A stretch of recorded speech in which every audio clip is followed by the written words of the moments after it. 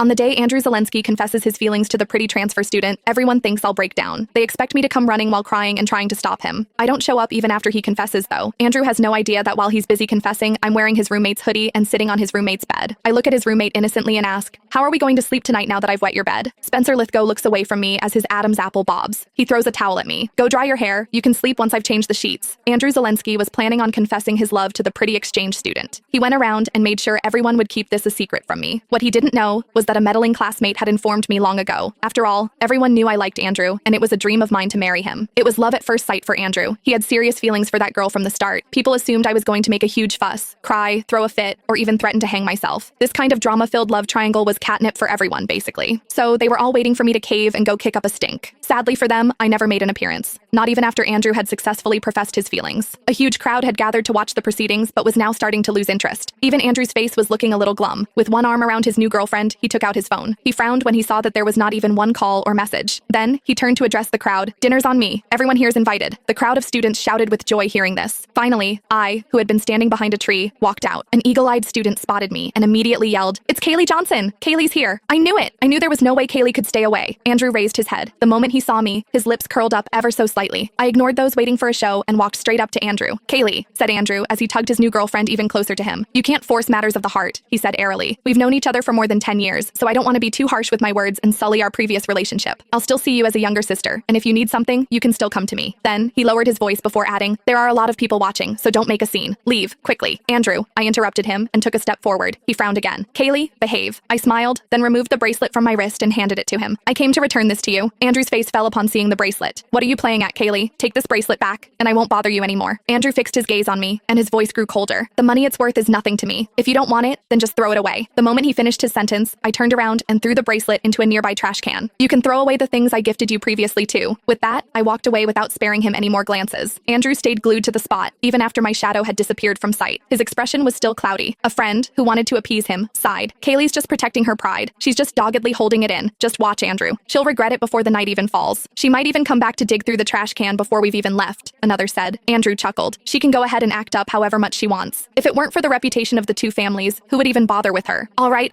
don't be mad. You need to be celebrating tonight. Don't let her ruin your fun." Andrew turned his gaze toward his gorgeous new girlfriend and promptly discarded the thought of the annoying Kaylee from his mind. After all, by tomorrow, he thought I would be acting as if nothing had happened again. He thought I'd be waiting for him at his dorm and pestering him to go to class together like usual. He had already seen similar antics from me in all these years. The rain was pouring down while I was walking along the riverside. I stood under my umbrella in the rain, thinking about the dreams I had a few days ago. In these dreams, I had caused a huge scene when Andrew confessed his love to Sienna Slangdon. I even jumped into this river that very night in order to force him to break up with her.